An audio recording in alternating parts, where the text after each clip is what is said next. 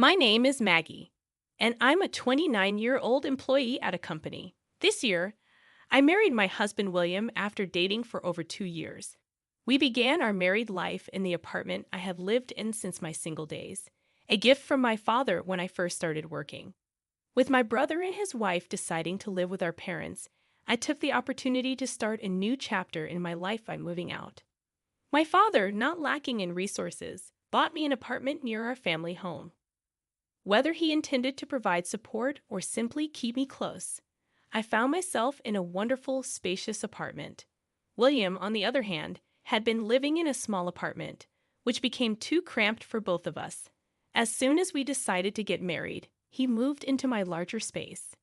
The first time I visited William's family home, located in a region heavy with snow, was during winter. Coming from the city, the amount of snow and the coldness were astonishing.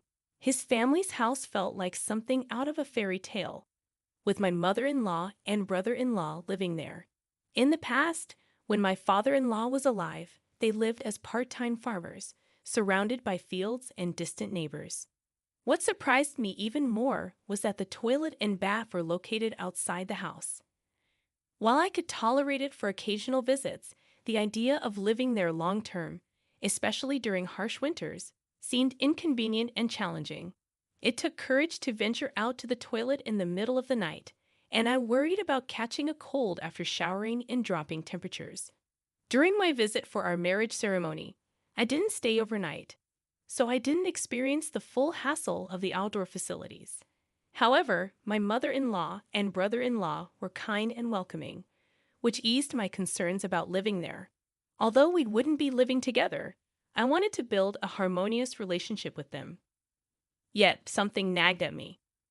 Whenever my mother-in-law was alone with my husband, she seemed to murmur complaints about something. What bothered me even more was that my brother-in-law had been married before and divorced after about a year, a detail my husband kept from me. While I understood that marital issues could arise, my husband's silence on his brother's divorce prevented me from asking further. At our wedding, my mother-in-law wore a beaming smile, which my father praised as a sign of her kindness. I smiled back, but my mother had a slightly different opinion. Despite her smiles in front of others, she often appeared grumpy when she thought no one was looking. Be careful, she might be two-faced, my mother advised me, but I brushed off her concerns, believing there wouldn't be any issues unless we lived together. Indeed, we began our married life in the apartment happily, without any worries. However, 3 months after our marriage, my husband started pushing all household chores onto me and making decisions unilaterally. Despite both of us working and promising to share household duties, he began to slack off. Initially, he helped with cleaning the bathroom and occasionally prepared dinner when I came home late. But lately, he became reluctant even to do these tasks, leaving everything to me. If I came home late and started cooking, he would sometimes shout in irritation, "Hurry up and make it. I'm hungry from working." I, too, came home tired and hungry from work, often finding myself preparing dinner while feeling irritated. More than that, I was upset that he decided everything on his own. Perhaps there were signs before we got married, but I misunderstood and thought he was a decisive and reliable man. Not long after our wedding, furniture and a sofa suddenly arrived at our place. I was shocked and asked my husband, "What's this about? Where do you plan to put this sofa and furniture?" With a smile, my husband replied, "I don't feel the current vibe of this room suits me, so I thought of replacing the furniture with ones that match my taste." He wanted to dispose of all the furniture I chose and change the ambience of the room with furniture that matched his own preference. If he had consulted with me, we could have gone together to select the furniture. But my husband acted on his own accord, disregarding my preferences completely. It was okay for him to style his own room however he wanted. But I disliked him unilaterally changing the shared living space. His sense of design lacked coherence, and I was left speechless by his choice of mismatched furniture colors and shapes. Then, an unexpected proposal came up. "It would be nice if you could pay for it." After all, this was originally your apartment, wasn't it? Frankly, I was already frustrated that he had taken over the living room with his tasteless furniture. But now he was asking me to pay for it. I wondered if he was joking and asked him again, why should I pay for it? Moreover, it's the furniture you bought on your own. Normally, I don't talk back, but this time I responded strongly. My husband seemed lost for words, but he apparently didn't want to spend his own money. This year marked our first Christmas since getting married, so we decided to spend the holidays at his parents' home. It was my first day at my in-laws' house, so I was anxious and nervous. At that moment, my mother-in-law spoke with a kind smile. Maggie, you can relax here. However, I couldn't just sit idly, heeding my mother's advice. I remained cautious, as there might be a hidden side to my mother-in-law. When I first arrived, my mother-in-law did nothing but rest. In the past, brides had to eat alone in the kitchen. It's nice that we can eat together now, she remarked, confusing me with her stories from the past. I noticed my brother-in-law cautioning her, but my husband seemed oblivious. After enduring sarcastic remarks from my mother-in-law, I offered to clean up after dinner. She smiled but said, I'll do it. I wouldn't want you to break our precious dishes. It made me realize my mother's advice was spot on. The first day was filled with her sarcasm. The next day, however, things took a turn for the worse. That evening, my husband went out drinking with friends and with my brother-in-law on a fire brigade trip. It was just my mother-in-law and me. To be honest, I was quite nervous. After dinner, while she was in the shower, I could relax a bit. But when she came out, she said, I'm going to bed now. Make sure to lock the front door. I awkwardly replied, yes, and prepared to take my shower in the separate bathhouse, which was chilly. Local residents might be used to it, but for me, it was tough. After I had settled in, the lights in the main house suddenly went out while I was relaxing in the bathtub. I thought I heard footsteps outside, so I stayed still and listened carefully. After a while, the lights went out, and it became pitch dark. At first, I thought there was a power outage, but when I peeked out the window, the lights in the neighboring house were still on. I began to suspect if my mother-in-law was playing a mean prank on me. I didn't think my mother-in-law would do something so terrible. Since she would make sarcastic remarks with a smile, a feeling of unease arose in my heart, thinking that perhaps it might be possible. I quickly got out of the shower, dried off, and changed into my pajamas.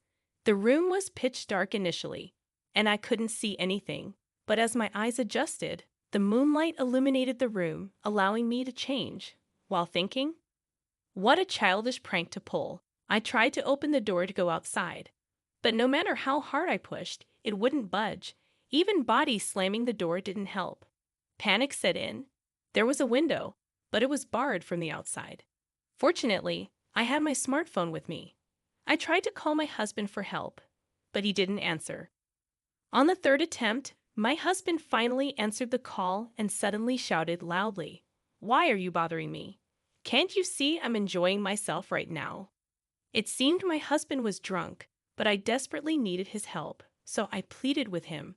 "I can't get out because the bathroom door won't open. Please come here right now." However, it seemed he didn't understand or didn't care, as he responded vaguely, "It's your fault for taking a shower at this time. I'm drunk and can't come. Goodbye."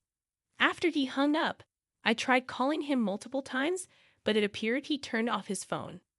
I considered contacting the police or fire department, but thought that should be a last resort. I hesitated to report to the police because I feared my mother-in-law would be angry.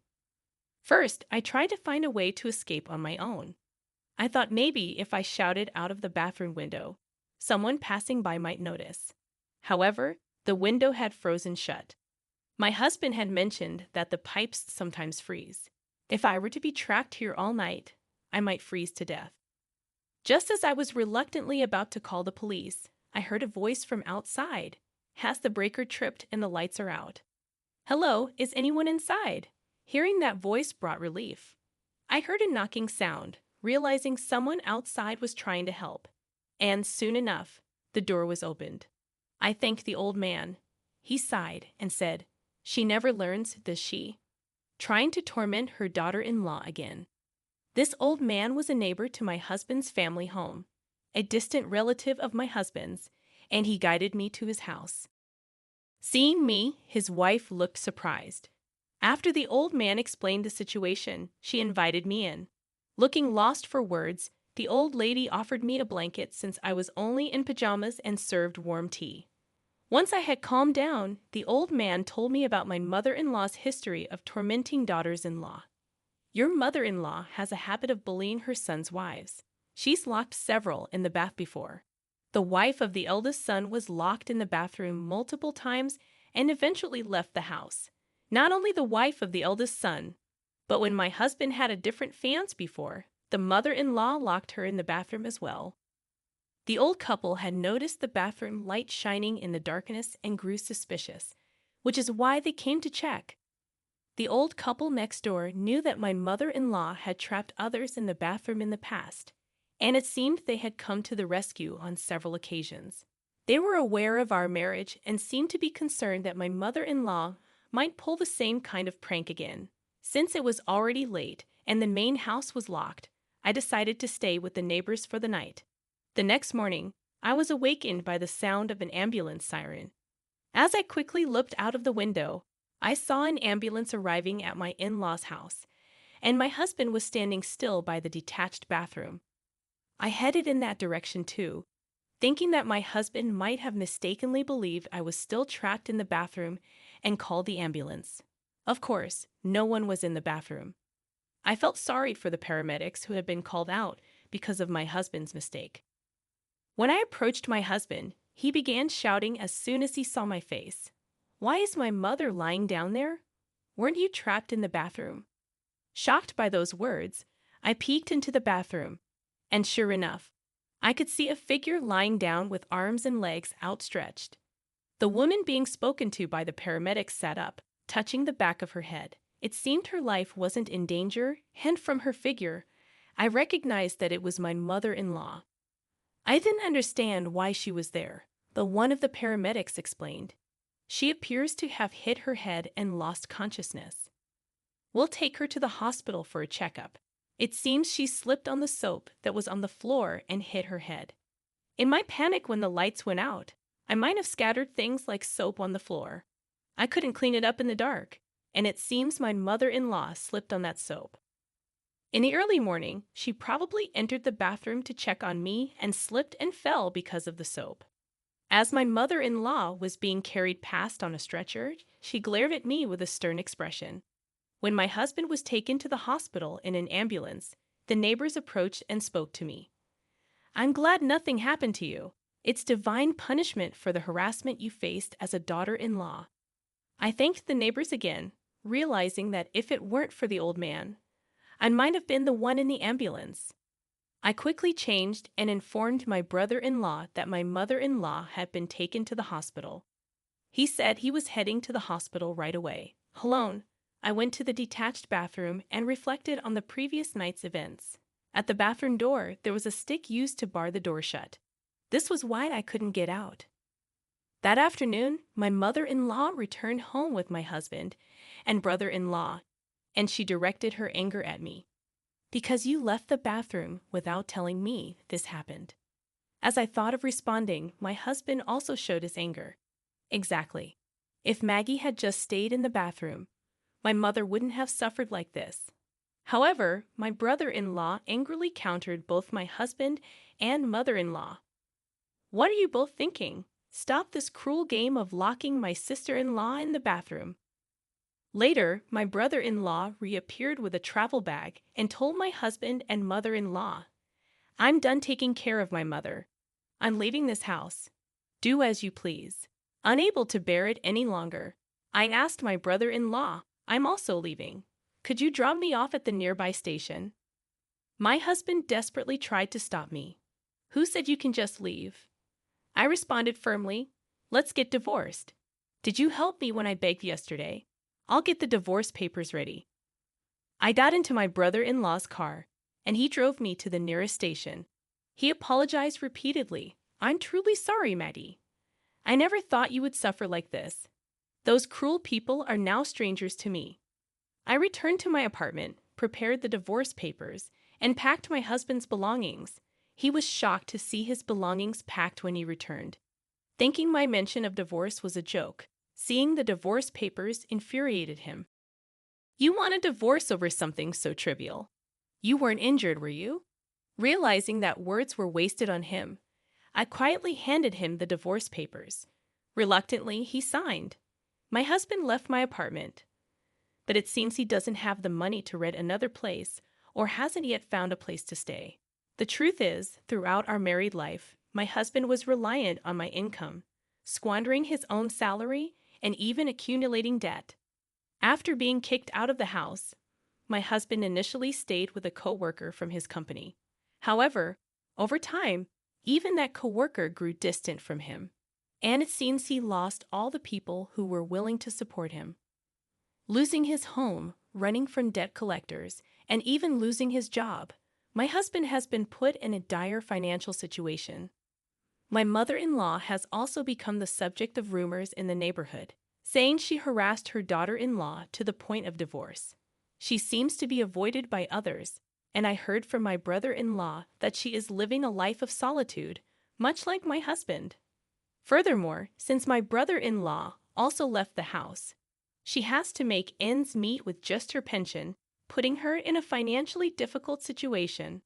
In the countryside, a car is essential to go anywhere, but with no one at home and being disliked by the neighbors, it seems she can't get any assistance. It appears that my mother-in-law, abandoned by both family and neighbors, is living all alone. As for my husband, he is overwhelmed with his own problems and doesn't have the capacity to help his mother. After the divorce, I disposed of the tacky furniture my husband had chosen. I started a new life with my favorite furniture, hopeful for a better future and seeking new